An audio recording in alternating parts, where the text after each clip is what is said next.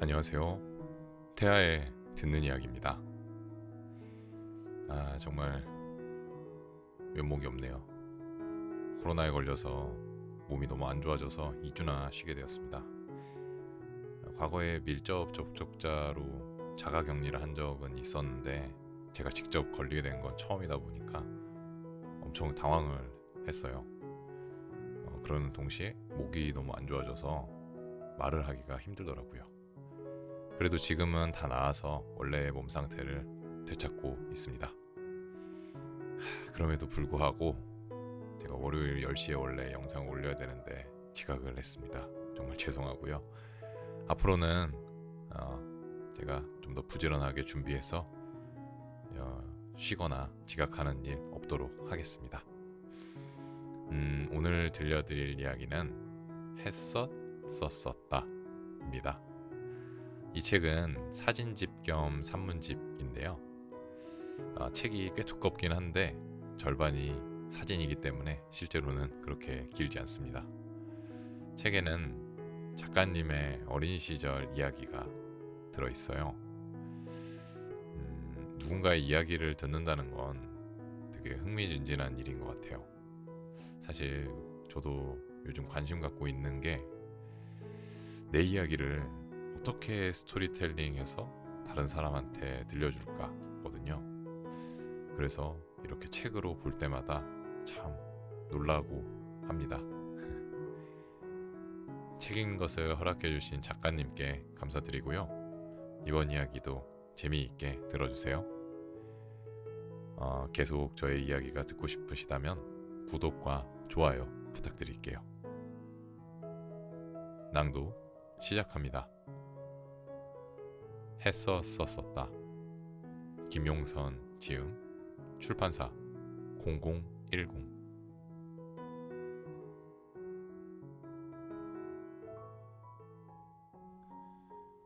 했었었다. 아버지가 꿈에 나왔다. 우리는 구로구청 앞 사거리 교통섬에 서 있었다. 아버지는 처음 보는 남자의 옷 매무새를 만지고 있었다. 남자의 양 어깨를 손으로 두드리며 어깨 위에 하얗게 앉은 비듬을 털었고 그것도 모자라 실밥 하나씩 조심스럽게 집어 허공에 대고 털었다. 아버지는 그에게 뭐라고 말을 건네는 것 같았지만 말소리는 전혀 들리지 않았다. 아버지의 표정을 보아 좋은 소리를 하는 것 같진 않았다. 내겐 꽤 익숙한 표정이었는데 그 얼굴은 형을 나무랄 때 짓던 표정이었다. 아버지의 얼굴엔 미묘한 시차가 존재했다. 얼굴의 중심이 코나 미간에 있는 것이 아니라 오른쪽 눈썹 어딘가에 있는 것처럼 항상 오른쪽 얼굴이 먼저 반응했다. 아버지는 그럴 때마다 습관적으로 고개를 왼쪽으로 꺾었다. 얼굴에 힘이 너무 들어간 나머지 본인의 고개까지 쥐어짜는 것 같았다. 덩달아 목이 길게 쭉 늘어졌다. 투명한 피부 위로 펄떡펄떡 뛰고 있는 핏줄을 보고 있자니 이 사람이 정말 죽어서 꿈에 나온 사람이 맞나 싶었다. 아버지의 얼굴은 우리 형제에겐 가장 무서운 것이었으나 남자에겐 전혀 소용없는 것이었다. 나는 아무 말도 할 수 없었다. 남자의 어깨는 아버지의 어깨에 하나를 더한 것만큼 넓었고 목은 아버지의 허벅다리보다 굵었다. 그의 검게 탄 피부에 비하면 아버지는 하늘에 댄 습자지처럼 투명해 위태로워 보였다. 남자는 아버지를 세모 눈으로 쏘아보다 자신의 어깨로 향하는 아버지의 손을 가볍게 쳐냈다. 아버지의 손은 장갑차에 부딪힌 탄알처럼 가볍게 튕겨나갔다. 아버지는 내게 눈길조차 주지 않았다. 남자에 의해 아버지의 손이 허공을 가를 때 나는 그제야 아버지를 붙들었다. 그 순간 횡단보도의 신호등이 파란불로 바뀌었다. 도로를 쌩쌩 달리던 차들은 온데간데 없이 일제히 사라졌고 무거운 정적이 그 자리를 채웠다. 남자는 아버지를 한번 흘겨보곤 횡단보도를 건넜다. 나는 아버지를 세워두고 아는 사람인지 물었으나 아버지는 나를 본체만 채 하곤 남자의 뒤를 따랐다. 아무리 소리쳐봐도 거리엔 정적만이 흐를 뿐 어디에도 닿지 않았다. 남자가 아버지를 해하진 않을까 발을 동동 구르며 두 사람을 따라가려 했지만 신호등은 빨간불로 바뀌었다. 자동차들은 바뀐 신호에 맞춰 일제히 쌩쌩 달리기 시작했다. 두 사람은 빠르게 지나가는 자동차의 잔상 사이로 사라져버렸다. 눈을 뜨자 목욕탕에 비릿한 물냄새가 올라왔다. 수면 위로 약재 주머니가 둥둥 떠다니고 있었다. 천장에 달라붙은 작은 창문으로 오래된 햇살이 들이치고 있었다. 귓가엔 아직까지 도로의 차 소리가 여전히 들리는 듯했다. 지금 당장 구로구청 앞으로 가면 두 사람을 만날 수 있을 것 같았다. 그 남자는 누구였을까? 나는 여지껏 아버지가 다른 사람의 뒤치다거리하는 걸 본 적이 없다. 아버지는 그런 사람이 아니었다. 오로지 이 세상에 혼자 존재하는 사람이었다. 어디 가나 아버지가 있는 곳이면 그곳의 대장은 아버지였다. 욕탕에서 나와 몸을 씻었다. 샤워부스 건너편 냉탕 벽면엔 차가운 폭포수 아래 포효하는 호랑이 그림이 있었다. 어릴 적 아버지는 강한 완력으로 내 왼팔을 부여잡고 사정없이 내 몸의 때를 벗겨냈다. 저 납작한 호랑이는 언제나 아버지 어깨 너머에서 하얗게 포효하고 있었다. 또래 아이들보다 키가 큰 탓에 더는 엄마를 따라 여탕에 입장하지 못하게 되었을 때부터 마주한 저 호랑이 그림은 구로동을 떠난 뒤에도 아버지를 떠올릴 때마다 따라다녔다. 몸에 비누칠을 해도 약재 주머니의 비릿한 냄새가 가시질 않아 냉탕에 들어가 머리끝까지 물속에 담궜다. 아버지가 꿈에 나온 건 이번이 처음은 아니었다. 형이 호주로 간 뒤로 나는 아버지와 연락을 끊었다. 말 그대로 잠적해버린 게 마음의 짐으로 다가왔는지 어버이날에 맞춰 꿈에 나온 것이다. 꿈에서 나는 오래된 대장간에 있었다. 웬 남자가 커다란 가마 앞에서 풀무질을 하고 있어 가까이 가보니 남자는 바로 아버지였다. 아버지의 얼굴을 보자마자 뒤도 돌아보지 않고 대장간 밖으로 쏘아 달아났다.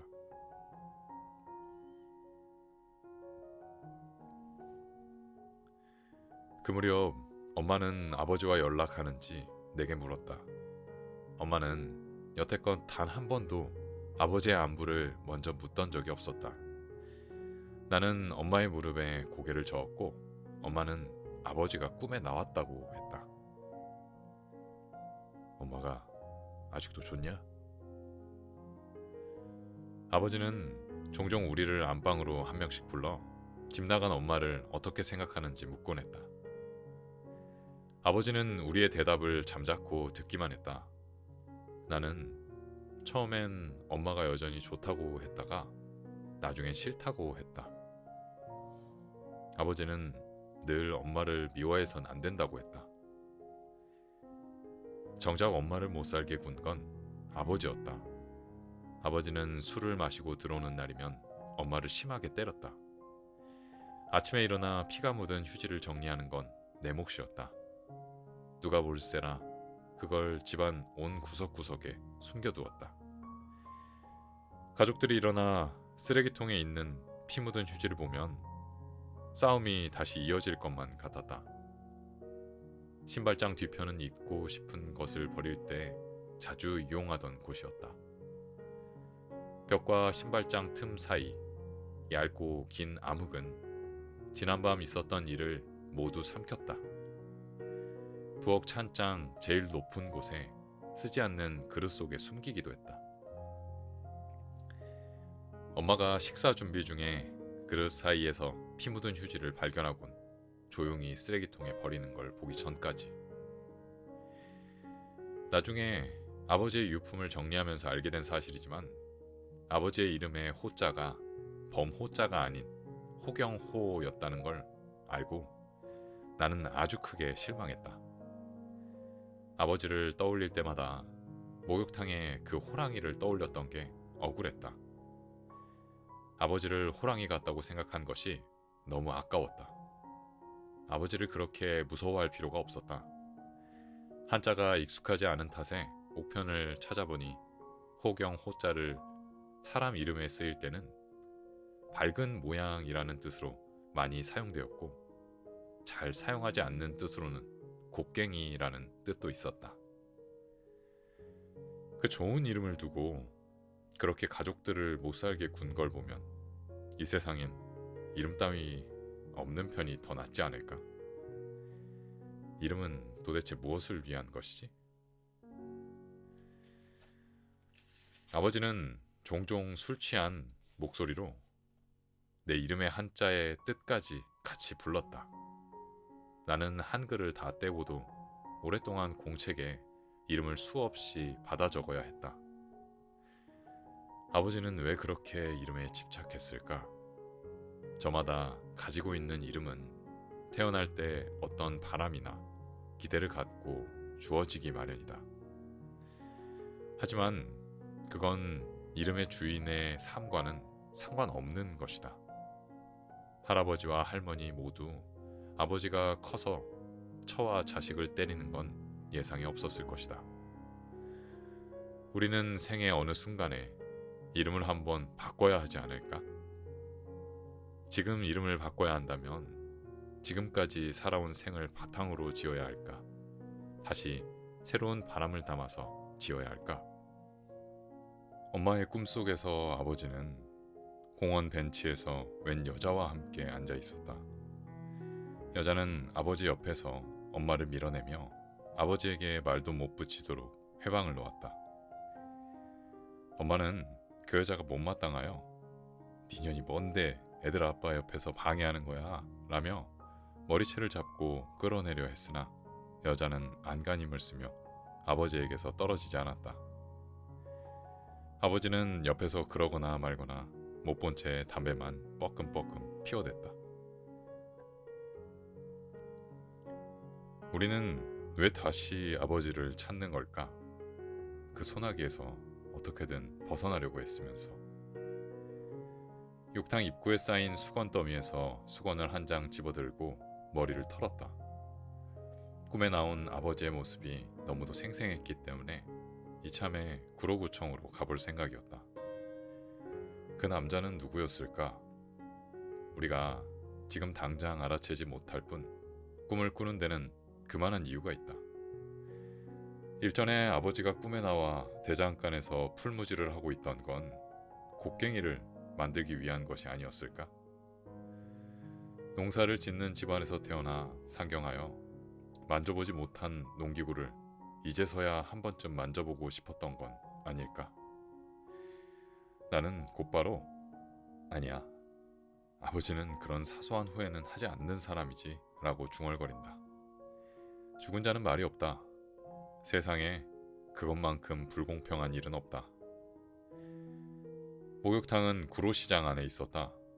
구로동을 길게 관통하는 구로시장의 옆구리에 난 골목으로 시장에서 빠져나왔다. 어렸을 때의 기억과 아버지가 돌아가신 뒤 다시 구로동에 돌아와서 지냈던 때의 기억이 뒤죽박죽 섞여 떠올랐다. 지금은 우리 가족 모두 구로동을 떠났지만 부친상이 있던 해에 나는 아버지가 살던 집에 들어가 살았다. 가능하면 일자리도 구로동에서 얻고 싶었으나 마땅한 일자리가 없었다. 대신 반찬은 꼭 구로시장에서 사다 먹었다.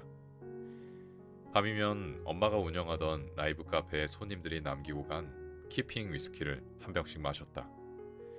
대부분 윈저나 딤플 같은 국산 위스키였다. 아저씨들이 외상을 하기 위해 다시 온다는 명목으로 남긴 술이었기 때문에 한두 잔 정도로 끝날 때도 있었고 반병이 넘게 남아 술에 취해 잠이 든 날도 있었다. 어릴 땐 그렇게 술이 싫어했으면서 이젠 다 컸다고 혼자 술을 마시며 담배를 피우고 있는 꼴이 스스로 우스웠다. 아버지가 없으면 형이 아버지니까 형 말 잘 들어라.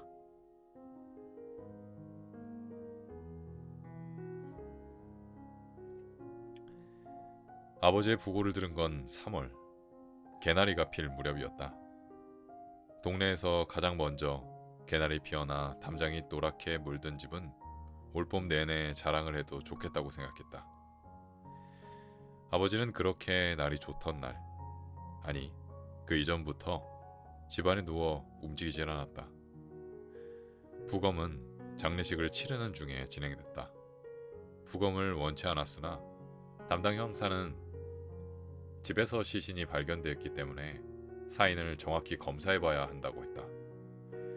일이 어떻게 흘러가는지 영문도 모른 채 나는 그저 형을 애타게 기다렸다. 머리 위로 날아가는 저 비행기에 형이 타고 있었으면 좋겠다고 생각했다. 가능하다면 시간을 멈추고 싶었다.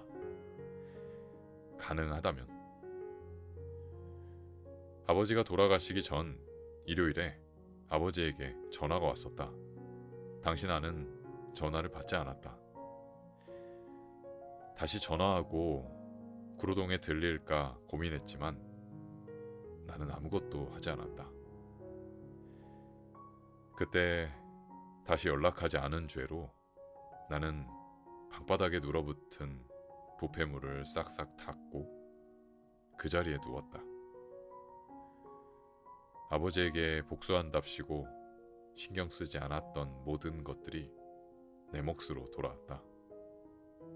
아버지를 고독하게 만든 만큼 그 뒷정리 역시 내 몫이었다. 아버지가 그랬던 것처럼 방바닥에 누워 담배를 한 대 피웠다. 내뿜은 담배 연기에 천장에 있던 거미줄이 일렁였다. 그래도 아버지는 이렇게 죽어선 안 된다고 생각했다. 아버지가 마지막으로 눈을 감은 집은 어릴 적 우리 가족이 함께 살았던 집에서 멀지 않았다. 아버지는 가족 모두가 구로동을 떠나도 마지막까지 구로동에 남았다.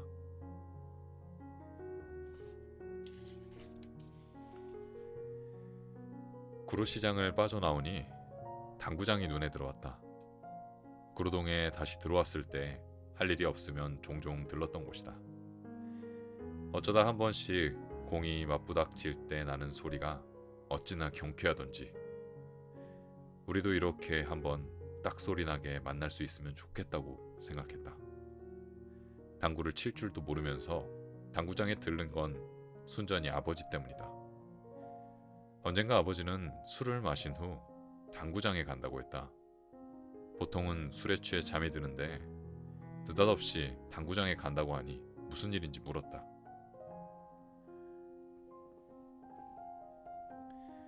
아버지는 당구장에 친구들이 모여 있어서 간다고 했다.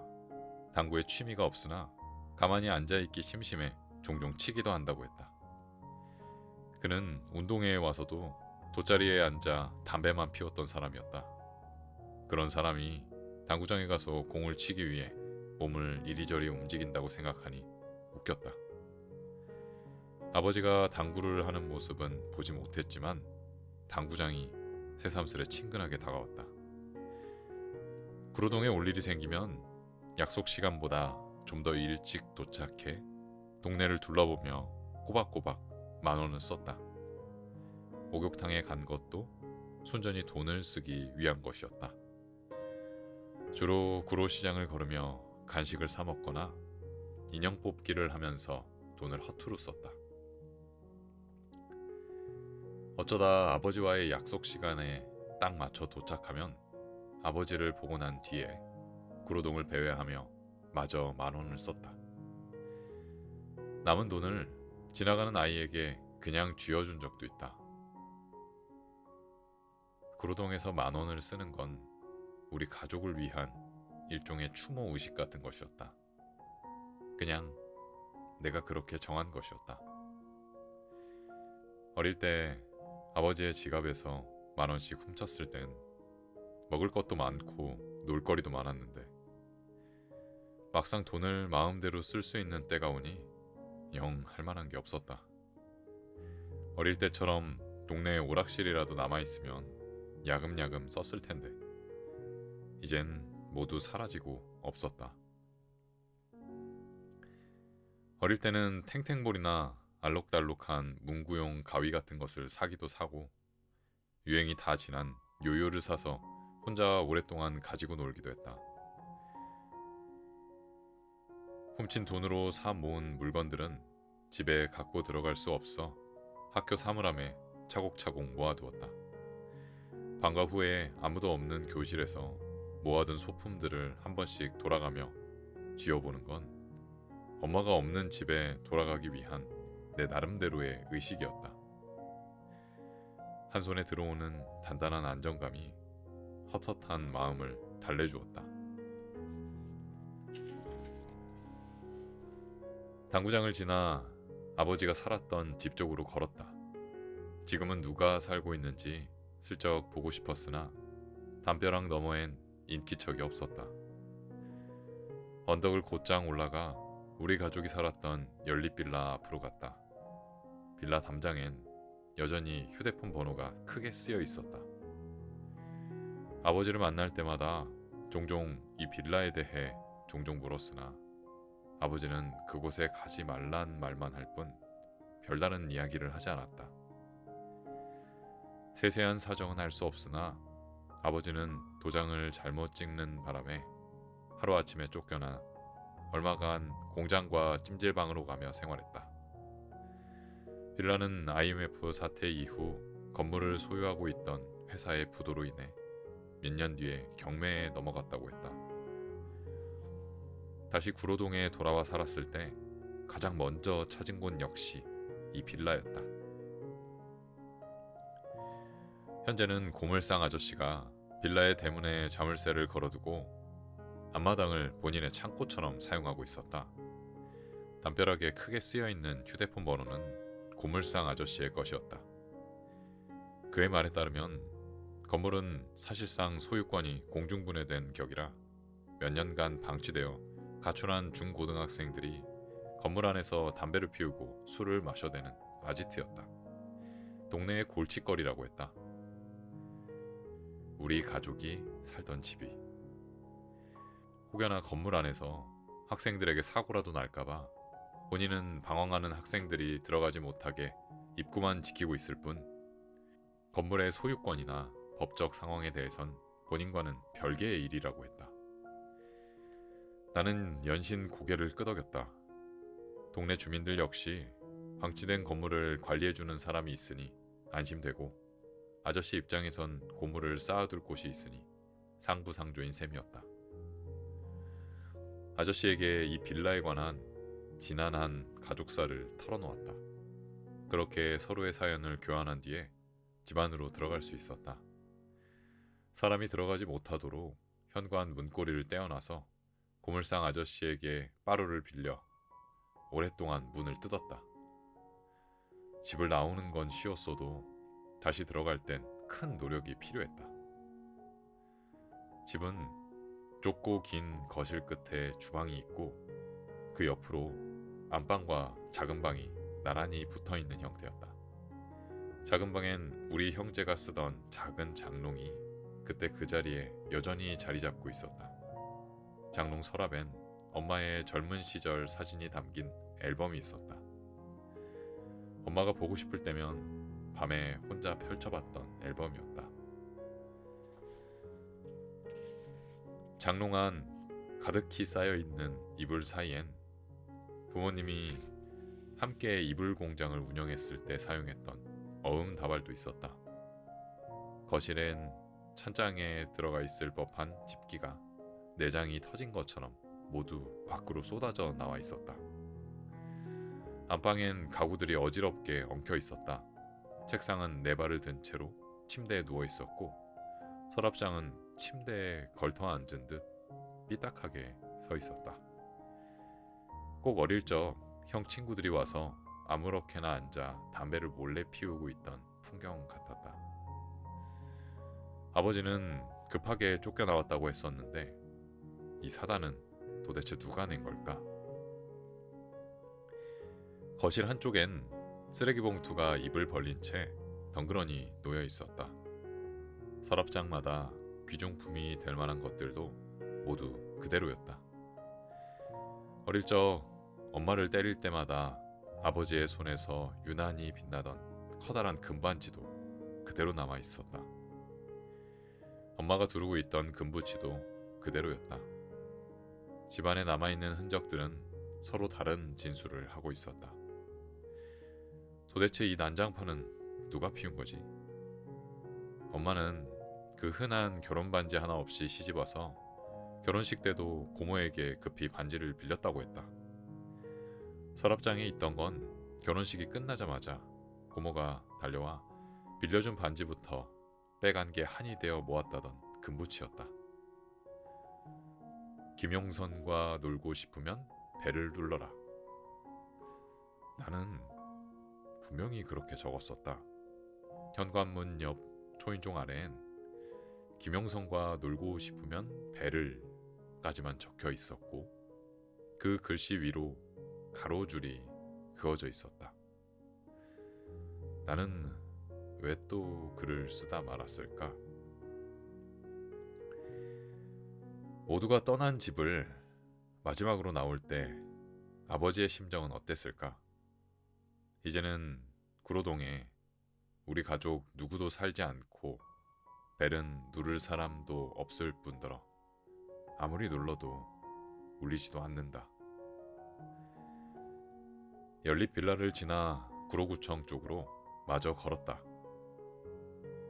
다세대 주택이 늘어선 골목은 지금이라도 친구 이름을 부르면 다들 크게 대답하며 쏟아져 나올 것만 같았다. 숨바꼭질이나 무궁화 꽃이 피었습니다 같은 놀이를 하던 담벼락도 그대로였다. 친구들과 숨바꼭질을 하다 아버지를 보고 도망간 적이 있었다. 술래는 30까지 세고 옆 동네 전봇대를 치고 돌아와야 했는데 담벼락에 얼굴을 묻고 숫자를 다 셌더니 저 멀리서 아버지가 오고 있었다. 나는 아버지를 보자마자 반대 방향으로 전속력을 다해 뛰었다. 아버지가 봤을까? 왜 도망가야 하는지도 모른 채 나는 그저 뛰었다. 집 밖에서 만난 가족들은 왜 그렇게 낯설까? 골목을 빠져나오자 구로구청과 아버지의 공장으로 가는 갈림길이 나왔다. 아버지는 어디로 갔을까? 꿈에서 아버지는 분명 구로구청 앞 사거리에서 공장 쪽으로 가긴 했는데 왠지 구로구청으로 가야 할 것만 같았다. 생각과는 다르게 나는 자연스레 아버지의 공장 쪽으로 향했다. 아버지의 공장이 있는 자리는 내가 어렸을 때 다녔던 학원이 있던 곳이었다. 그 앞에 서 있자니 학원비 미납으로 이제 더 이상 나오지 말라던 선생님 말씀이 떠올랐다. 그 소식을 들은 엄마는 형을 통해 학원비를 보내줄 테니 다시 학원에 가라고 했다. 나는 끝끝내 학원에 가지 않았다. 학교를 마치면 온 동네를 쏘다니며 걷다가 오락실이나 PC방에 들러 게임 구경을 했다. 종종 멀리서 형이 보이면 다른 길로 돌아 피했다. 아버지는 알고 일부러 그런 건지 내 기억이 닿아 있는 곳으로만 골라서 자리를 옮겼다. 아버지를 생각하는 일에는 내 유년 시절과 일그러져 버린 우리 가족까지 덕지덕지 달라붙어 있었다. 공장 건물 앞엔 이불 배달용 봉고차가 주차되어 있어 길을 지나기 불편했는데 길이 훤히 터 있는 걸 보니 덩달아 마음이 휑했다. 아버지가 설마 여기 있겠어? 나는 공장에 들어가지 않고 발길을 돌렸다. 사실 아버지가 구로동에 있을 곳이라곤 이 공장밖에 없었다. 아버지는 구로동에선 처음부터 마지막까지 이불 공장 사장이었다.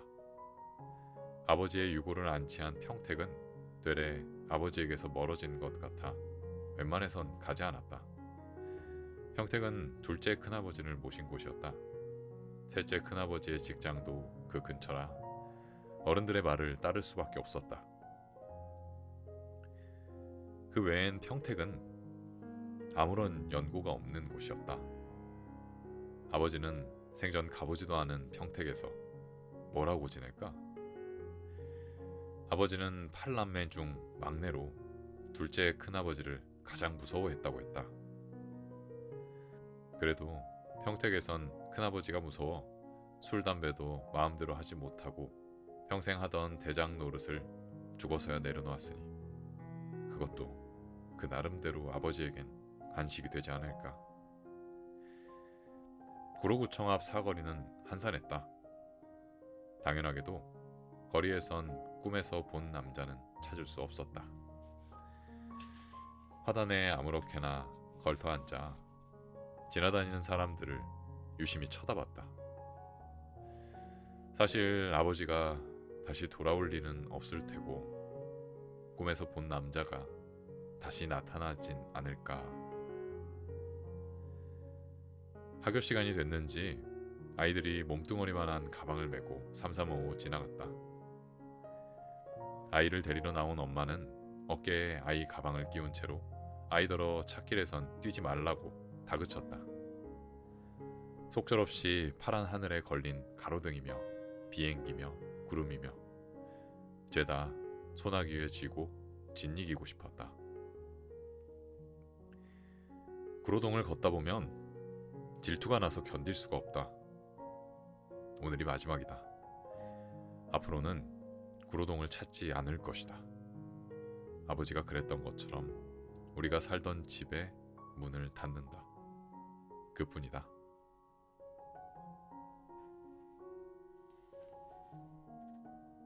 충분히 설명 듣고 이해하였음. 대출 서류에 서명을 하기 전에 나는 어릴 적 글씨 연습을 했던 것처럼 약관 동의서에 회색으로 쓰여 있는 글씨를 따라 적어야 했다. 그래야 내 이름을 쓸 수 있었다. 은행원은 글씨 연습을 지켜보는 선생님처럼 펜 끝을 쫓았다. 나는 숙제 검사 받는 학생처럼 서류를 건넸다. 나는 우리 가족이 왜 이렇게 됐는지 그 어떠한 설명도 듣지 못했다. 여지껏 일이 흘러가고 있는지 알지도 못하면서 그저 그 상황에서 벗어나기 위해 그저 고개만 계속 끄덕였다. 최근 몇 년간 나는 청개구리였다. 아버지의 전화를 받지 않은 건 일상 다반사였고 아버지와 마지막으로 나눈 대화의 반은 거짓말이었다. 평소 전화를 받지 못하면 문자 메시지라도 남기라는 말씀에 나는 죽어도 메시지를 보내지 않겠다고 다짐했다. 우린 항상 이런 식이었다. 서로의 말 한마디 한마디는 서로의 가슴에 구멍을 냈다. 이제 더는 구멍이 날 자리도 없는 가슴을 끌어안고 우리는 뿔뿔이 흩어졌다. 우도 주머니에서 대출 서류를 꺼내 손바닥에 대고 글씨를 꾹꾹 눌렀었다.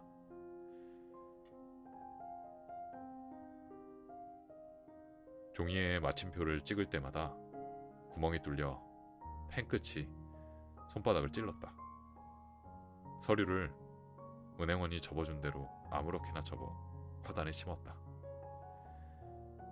이 흙에선 무엇이 자랄까? 손에 묻은 흙을 털었다. 하지만 손에 난 잉크 자국은 지워지지 않았다. 이 손에 밴 잉크 자국이 마르기까진 시간이 좀 걸리겠지.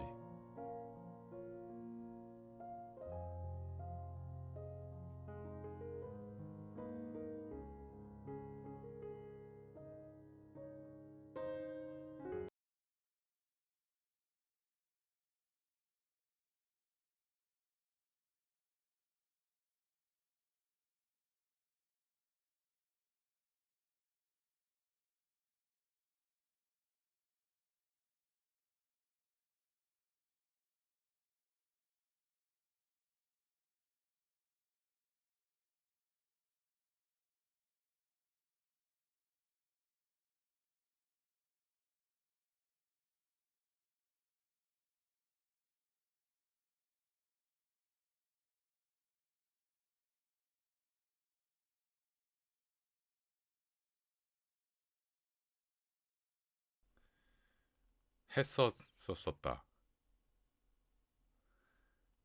아버지가 꿈에 나왔다. 우리는 구로구청 앞 사거리 교통섬에 서 있었다. 아버지는 처음 보는 남자의 옷 매무새를 만지고 있었다. 남자의 양 어깨를 손으로 두드리며 어깨 위에 하얗게 앉은 비듬을 털었고 그것도 모자라 실밥 하나씩 조심스럽게 집어 허공에 대고 털었다. 아버지는 그에게 뭐라고 말을 건네는 것 같았지만 말소리는 전혀 들리지 않았다. 아버지의 표정을 보아 좋은 소리를 하는 것 같진 않았다. 내겐 꽤 익숙한 표정이었는데 그 얼굴은 형을 나무랄 때 짓던 표정이었다. 아버지의 얼굴엔 미묘한 시차가 존재했다. 얼굴의 중심이 코나 미간에 있는 것이 아니라 오른쪽 눈썹 어딘가에 있는 것처럼 항상 오른쪽 얼굴이 먼저 반응했다. 아버지는 그럴 때마다 습관적으로 고개를 왼쪽으로 꺾었다. 얼굴에 힘이 너무 들어간 나머지 본인의 고개까지 쥐어짜는 것 같았다. 덩달아 목이 길게 쭉 늘어졌다. 투명한 피부 위로 펄떡펄떡 뛰고 있는 핏줄을 보고 있자니 이 사람이 정말 죽어서 꿈에 나온 사람이 맞나 싶었다.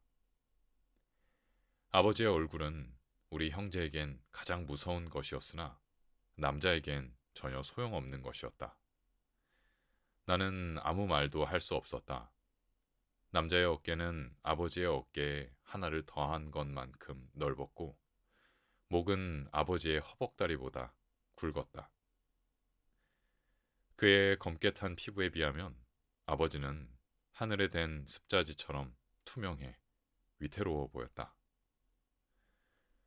남자는 아버지를 세모 눈으로 쏘아보다 자신의 어깨로 향하는 아버지의 손을 가볍게 쳐냈다. 아버지의 손은 장갑차에 부딪힌 탄알처럼 가볍게 튕겨나갔다. 아버지는 내게 눈길조차 주지 않았다. 남자에 의해 아버지의 손이 허공을 가를 때 나는 그제야 아버지를 붙들었다. 그 순간 횡단보도의 신호등이 파란불로 바뀌었다. 도로를 쌩쌩 달리던 차들은 온데간데 없이 일제히 사라졌고 무거운 정적이 그 자리를 채웠다. 남자는 아버지를 한번 흘겨보곤 횡단보도를 건넜다.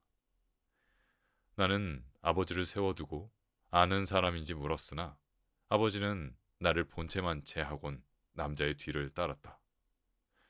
아무리 소리쳐봐도 거리엔 정적만이 흐를 뿐 어디에도 닿지 않았다. 남자가 아버지를 해하진 않을까 발을 동동 구르며 두 사람을 따라가려 했지만 신호등은 빨간불로 바뀌었다. 자동차들은 바뀐 신호에 맞춰 일제히 쌩쌩 달리기 시작했다. 두 사람은 빠르게 지나가는 자동차의 잔상 사이로 사라져버렸다. 눈을 뜨자 목욕탕에 비릿한 물냄새가 올라왔다.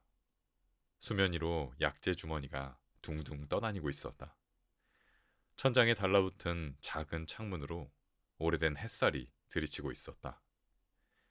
귓가엔 아직까지 도로의 차 소리가 여전히 들리는 듯했다. 지금 당장 구로구청 앞으로 가면 두 사람을 만날 수 있을 것 같았다. 그 남자는 누구였을까? 나는 여지껏 아버지가 다른 사람의 뒤치다거리하는 걸 본 적이 없다. 아버지는 그런 사람이 아니었다. 오로지 이 세상에 혼자 존재하는 사람이었다. 어디 가나 아버지가 있는 곳이면 그곳의 대장은 아버지였다. 욕탕에서 나와 몸을 씻었다. 샤워부스 건너편 냉탕 벽면엔 차가운 폭포수 아래 포효하는 호랑이 그림이 있었다. 어릴 적 아버지는 강한 완력으로 내 왼팔을 부여잡고 사정없이 내 몸의 때를 벗겨냈다. 전 납작한 호랑이는 언제나 아버지 어깨 너머에서 하얗게 포효하고 있었다. 또래 아이들보다 키가 큰 탓에 더는 엄마를 따라 여탕에 입장하지 못하게 되었을 때부터 마주한 저 호랑이 그림은 구로동을 떠난 뒤에도 아버지를 떠올릴 때마다 따라다녔다. 몸에 비누칠을 해도 약재 주머니의 비릿한 냄새가 가시질 않아 냉탕에 들어가 머리끝까지 물속에 담궜다. 아버지가 꿈에 나온 건 이번이 처음은 아니었다. 형이 호주로 간 뒤로 나는 아버지와 연락을 끊었다. 말 그대로 잠적해버린 게 마음의 짐으로 다가왔는지 어버이날에 맞춰 꿈에 나온 것이다. 꿈에서 나는 오래된 대장간에 있었다.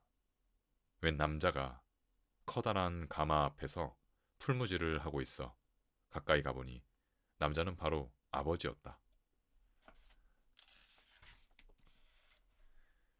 아버지의 얼굴을 보자마자 뒤도 돌아보지 않고 대장간 밖으로 쏘아 달아났다.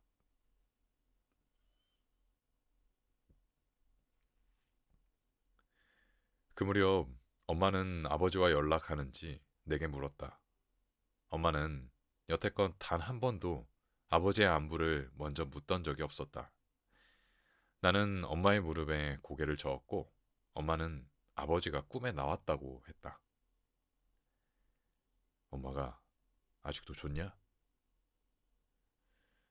아버지는 종종 우리를 안방으로 한 명씩 불러 집 나간 엄마를 어떻게 생각하는지 묻곤 했다. 아버지는 우리의 대답을 잠자코 듣기만 했다. 나는 처음엔 엄마가 여전히 좋다고 했다가 나중엔 싫다고 했다. 아버지는 늘 엄마를 미워해선 안 된다고 했다. 정작 엄마를 못 살게 군 건 아버지였다. 아버지는 술을 마시고 들어오는 날이면 엄마를 심하게 때렸다. 아침에 일어나 피가 묻은 휴지를 정리하는 건 내 몫이었다. 누가 볼세라 그걸 집안 온 구석구석에 숨겨두었다. 가족들이 일어나 쓰레기통에 있는 피 묻은 휴지를 보면 싸움이 다시 이어질 것만 같았다. 신발장 뒤편은 잊고 싶은 것을 버릴 때 자주 이용하던 곳이었다. 벽과 신발장 틈 사이 얇고 긴 암흑은 지난밤 있었던 일을 모두 삼켰다. 부엌 찬장 제일 높은 곳에 쓰지 않는 그릇 속에 숨기기도 했다. 엄마가 식사 준비 중에 그릇 사이에서 피 묻은 휴지를 발견하곤 조용히 쓰레기통에 버리는 걸 보기 전까지. 나중에 아버지의 유품을 정리하면서 알게 된 사실이지만 아버지의 이름의 호자가 범호자가 아닌 호경호였다는 걸 알고 나는 아주 크게 실망했다. 아버지를 떠올릴 때마다 목욕탕에 그 호랑이를 떠올렸던 게 억울했다. 아버지를 호랑이 같다고 생각한 것이 너무 아까웠다. 아버지를 그렇게 무서워할 필요가 없었다. 한자가 익숙하지 않은 탓에 옥편을 찾아보니 호경 호자를 사람 이름에 쓰일 때는 밝은 모양이라는 뜻으로 많이 사용되었고 잘 사용하지 않는 뜻으로는 곡괭이라는 뜻도 있었다. 그 좋은 이름을 두고 그렇게 가족들을 못 살게 군 걸 보면 이 세상엔 이름 따위 없는 편이 더 낫지 않을까? 이름은 도대체 무엇을 위한 것이지? 아버지는 종종 술 취한 목소리로 내 이름의 한자의 뜻까지 같이 불렀다. 나는 한글을 다 떼고도 오랫동안 공책에 이름을 수없이 받아 적어야 했다. 아버지는 왜 그렇게 이름에 집착했을까?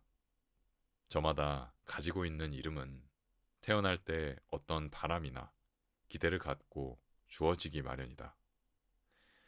하지만 그건 이름의 주인의 삶과는 상관없는 것이다. 할아버지와 할머니 모두 아버지가 커서 처와 자식을 때리는 건 예상에 없었을 것이다.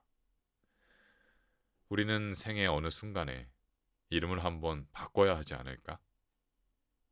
지금 이름을 바꿔야 한다면 지금까지 살아온 생을 바탕으로 지어야 할까? 다시 새로운 바람을 담아서 지어야 할까? 엄마의 꿈속에서 아버지는 공원 벤치에서 웬 여자와 함께 앉아 있었다. 여자는 아버지 옆에서 엄마를 밀어내며 아버지에게 말도 못 붙이도록 회방을 놓았다. 엄마는 그 여자가 못마땅하여 네 년이 뭔데 애들 아빠 옆에서 방해하는 거야 라며 머리채를 잡고 끌어내려 했으나 여자는 안간힘을 쓰며 아버지에게서 떨어지지 않았다. 아버지는 옆에서 그러거나 말거나 못 본 채 담배만 뻐끔뻐끔 피워댔다. 우리는 왜 다시 아버지를 찾는 걸까? 그 소나기에서 어떻게든 벗어나려고 했으면서. 욕탕 입구에 쌓인 수건 더미에서 수건을 한 장 집어들고 머리를 털었다. 꿈에 나온 아버지의 모습이 너무도 생생했기 때문에 이참에 구로구청으로 가볼 생각이었다. 그 남자는 누구였을까? 우리가 지금 당장 알아채지 못할 뿐 꿈을 꾸는 데는 그만한 이유가 있다. 일전에 아버지가 꿈에 나와 대장간에서 풀무지를 하고 있던 건 곡괭이를 만들기 위한 것이 아니었을까? 농사를 짓는 집안에서 태어나 상경하여 만져보지 못한 농기구를 이제서야 한 번쯤 만져보고 싶었던 건 아닐까? 나는 곧바로 아니야. 아버지는 그런 사소한 후회는 하지 않는 사람이지 라고 중얼거린다. 죽은 자는 말이 없다.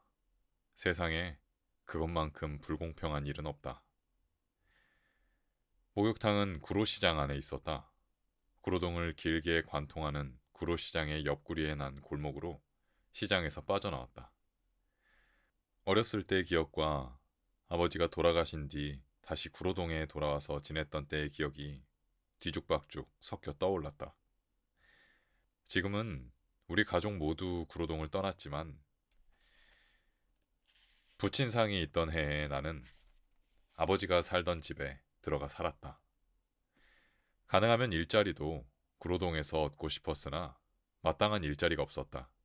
대신 반찬은 꼭 구로시장에서 사다 먹었다. 밤이면 엄마가 운영하던 라이브 카페에 손님들이 남기고 간 키핑 위스키를 한 병씩 마셨다. 대부분 윈저나 딤플 같은 국산 위스키였다. 아저씨들이 외상을 하기 위해 다시 온다는 명목으로 남긴 술이었기 때문에 한두 잔 정도로 끝날 때도 있었고 반병이 넘게 남아 술에 취해 잠이 든 날도 있었다. 어릴 땐 그렇게 술이 싫어했으면서 이젠 다 컸다고 혼자 술을 마시며 담배를 피우고 있는 꼴이 스스로 우스웠다. 아버지가 없으면 형이 아버지니까 형 말 잘 들어라.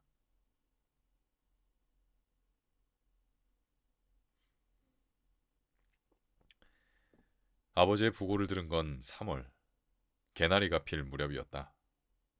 동네에서 가장 먼저 개나리 피어나 담장이 노랗게 물든 집은 올봄 내내 자랑을 해도 좋겠다고 생각했다. 아버지는 그렇게 날이 좋던 날, 아니 그 이전부터 집안에 누워 움직이질 않았다. 부검은 장례식을 치르는 중에 진행됐다. 부검을 원치 않았으나 담당 형사는 집에서 시신이 발견되었기 때문에 사인을 정확히 검사해봐야 한다고 했다. 일이 어떻게 흘러가는지 영문도 모른 채 나는 그저 형을 애타게 기다렸다. 머리 위로 날아가는 저 비행기에 형이 타고 있었으면 좋겠다고 생각했다. 가능하다면 시간을 멈추고 싶었다. 가능하다면. 아버지가 돌아가시기 전 일요일에 아버지에게 전화가 왔었다. 당시 나는 전화를 받지 않았다. 다시 전화하고 구로동에 들릴까 고민했지만 나는 아무것도 하지 않았다. 그때 다시 연락하지 않은 죄로 나는 방바닥에 눌어붙은 부패물을 싹싹 닦고 그 자리에 누웠다. 아버지에게 복수한답시고 신경 쓰지 않았던 모든 것들이 내 몫으로 돌아왔다. 아버지를 고독하게 만든 만큼 그 뒷정리 역시 내 몫이었다. 아버지가 그랬던 것처럼 방바닥에 누워 담배를 한 대 피웠다. 내뿜은 담배 연기에 천장에 있던 거미줄이 일렁였다. 그래도 아버지는 이렇게 죽어선 안 된다고 생각했다. 아버지가 마지막으로 눈을 감은 집은 어릴 적 우리 가족이 함께 살았던 집에서 멀지 않았다. 아버지는 가족 모두가 구로동을 떠나도 마지막까지 구로동에 남았다.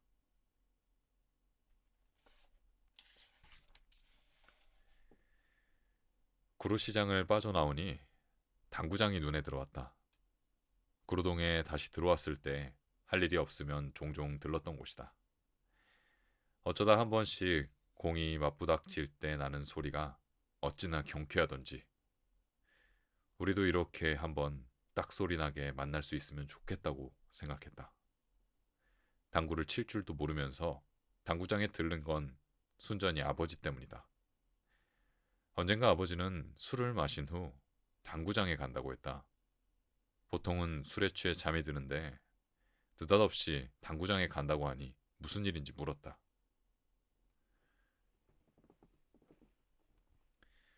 아버지는 당구장에 친구들이 모여 있어서 간다고 했다. 당구에 취미가 없으나 가만히 앉아있기 심심해 종종 치기도 한다고 했다. 그는 운동회에 와서도 돗자리에 앉아 담배만 피웠던 사람이었다. 그런 사람이 당구장에 가서 공을 치기 위해 몸을 이리저리 움직인다고 생각하니 웃겼다. 아버지가 당구를 하는 모습은 보지 못했지만 당구장이 새삼스레 친근하게 다가왔다. 구로동에 올 일이 생기면 약속 시간보다 좀 더 일찍 도착해 동네를 둘러보며 꼬박꼬박 10,000원을 썼다. 목욕탕에 간 것도 순전히 돈을 쓰기 위한 것이었다. 주로 구로시장을 걸으며 간식을 사 먹거나 인형 뽑기를 하면서 돈을 허투루 썼다.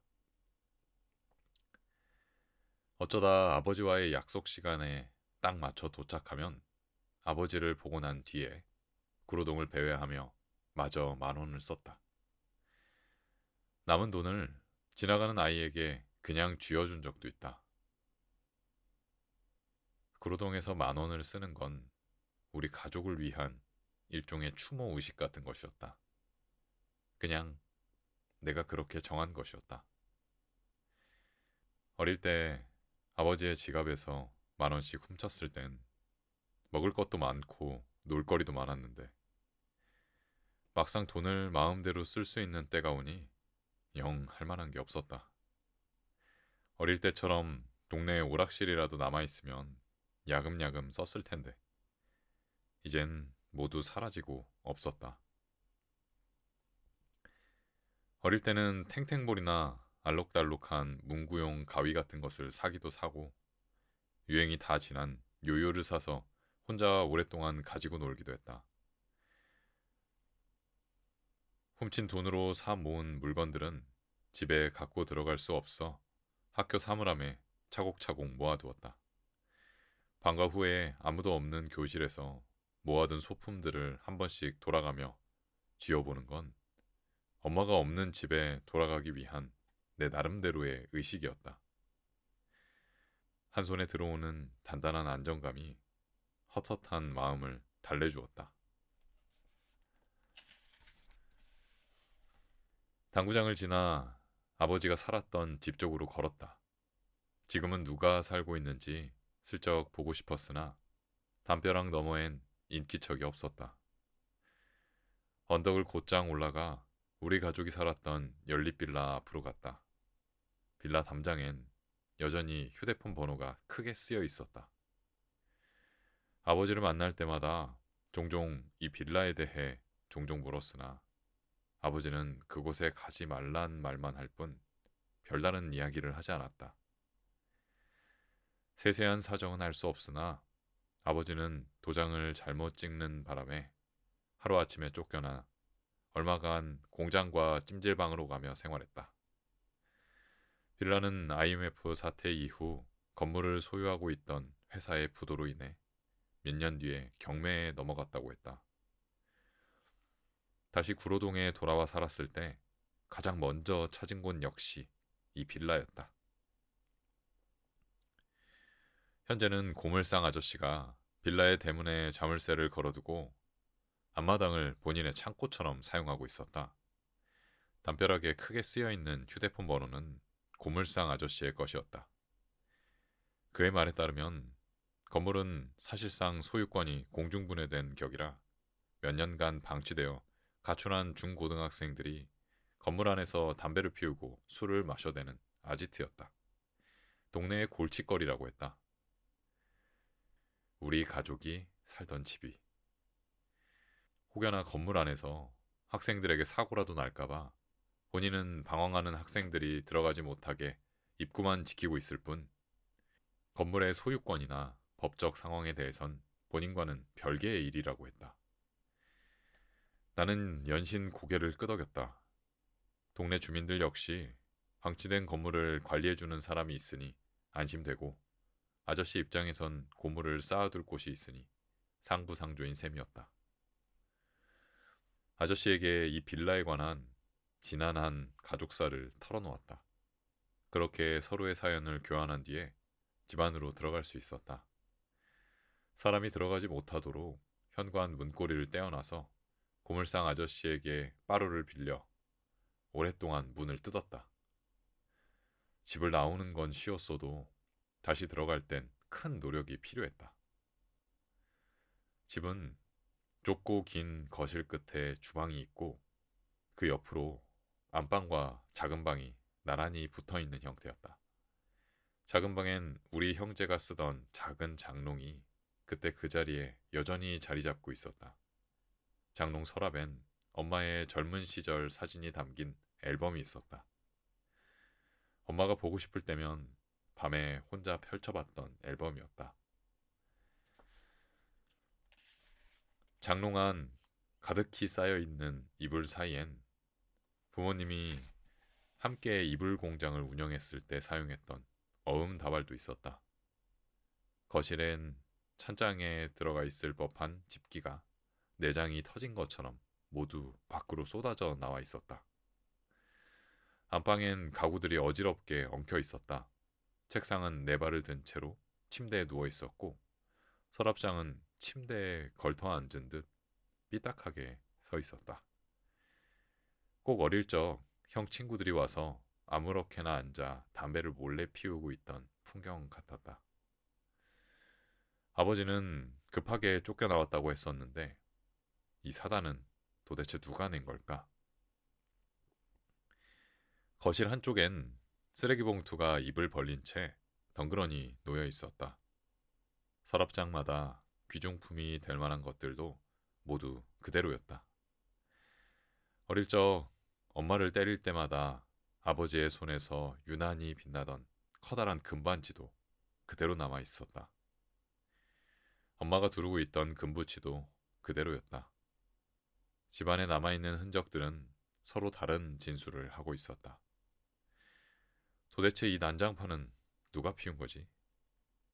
엄마는 그 흔한 결혼 반지 하나 없이 시집와서 결혼식 때도 고모에게 급히 반지를 빌렸다고 했다. 서랍장에 있던 건 결혼식이 끝나자마자 고모가 달려와 빌려준 반지부터 빼간 게 한이 되어 모았다던 금붙이였다. 김용선과 놀고 싶으면 배를 눌러라. 나는 분명히 그렇게 적었었다.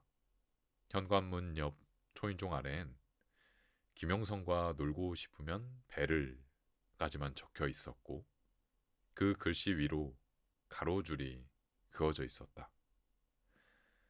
나는 왜 또 글을 쓰다 말았을까? 모두가 떠난 집을 마지막으로 나올 때 아버지의 심정은 어땠을까? 이제는 구로동에 우리 가족 누구도 살지 않고 벨은 누를 사람도 없을 뿐더러 아무리 눌러도 울리지도 않는다. 연립 빌라를 지나 구로구청 쪽으로 마저 걸었다. 다세대 주택이 늘어선 골목은 지금이라도 친구 이름을 부르면 다들 크게 대답하며 쏟아져 나올 것만 같았다. 숨바꼭질이나 무궁화 꽃이 피었습니다 같은 놀이를 하던 담벼락도 그대로였다. 친구들과 숨바꼭질을 하다 아버지를 보고 도망간 적이 있었다.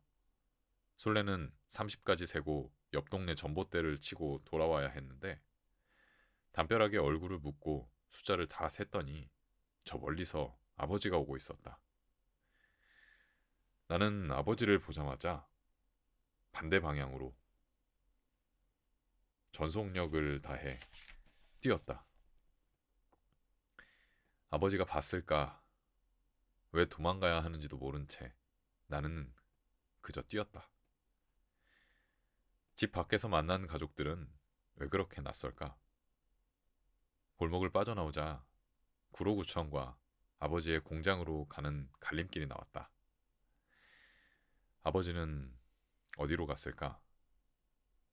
꿈에서 아버지는 분명 구로구청 앞 사거리에서 공장 쪽으로 가긴 했는데 왠지 구로구청으로 가야 할 것만 같았다.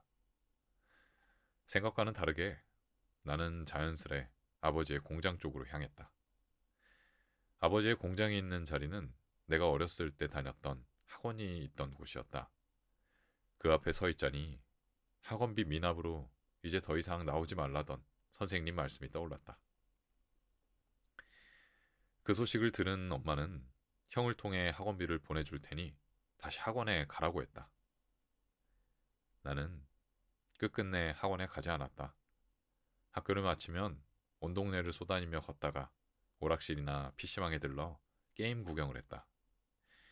종종 멀리서 형이 보이면 다른 길로 돌아 피했다.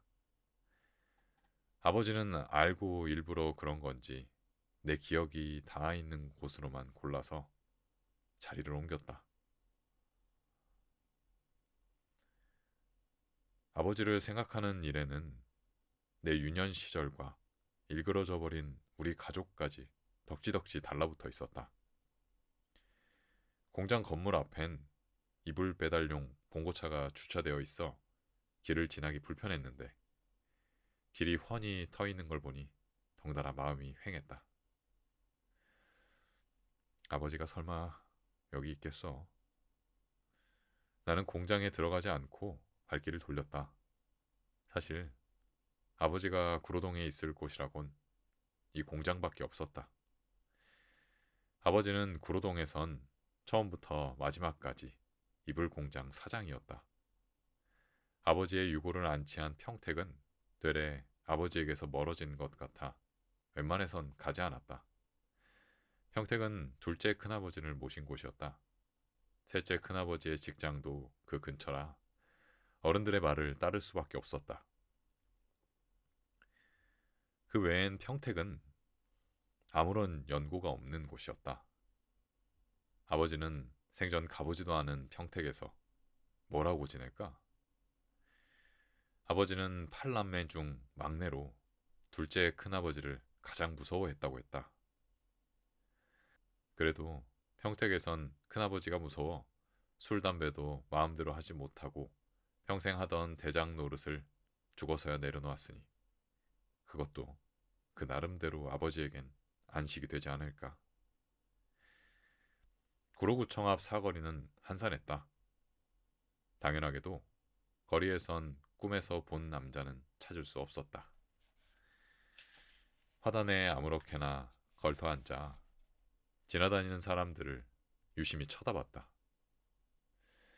사실 아버지가 다시 돌아올 리는 없을 테고 꿈에서 본 남자가 다시 나타나진 않을까.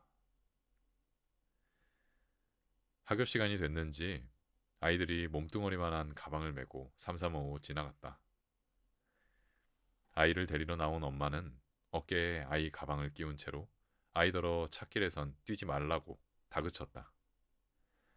속절없이 파란 하늘에 걸린 가로등이며 비행기며 구름이며 죄다 소나기 위에 쥐고 짓이기고 싶었다. 구로동을 걷다 보면 질투가 나서 견딜 수가 없다. 오늘이 마지막이다. 앞으로는 구로동을 찾지 않을 것이다. 아버지가 그랬던 것처럼 우리가 살던 집에 문을 닫는다. 그뿐이다.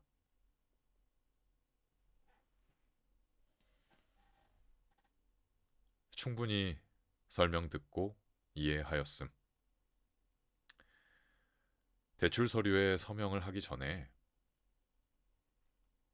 나는 어릴 적 글씨 연습을 했던 것처럼 약관 동의서에 회색으로 쓰여 있는 글씨를 따라 적어야 했다.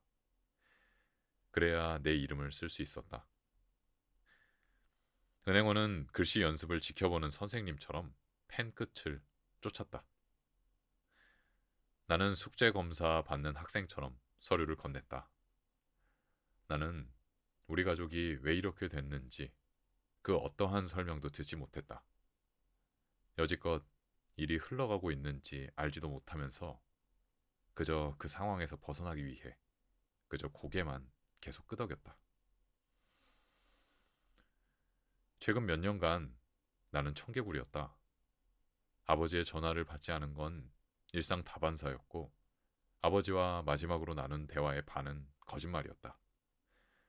평소 전화를 받지 못하면 문자 메시지라도 남기라는 말씀에 나는 죽어도 메시지를 보내지 않겠다고 다짐했다. 우린 항상 이런 식이었다. 서로의 말 한마디, 한마디는 서로의 가슴에 구멍을 냈다. 이제 더는 구멍이 날 자리도 없는 가슴을 끌어안고 우리는 뿔뿔이 흩어졌다. 우도 주머니에서 대출 서류를 꺼내 손바닥에 대고 글씨를 꾹꾹 눌렀었다.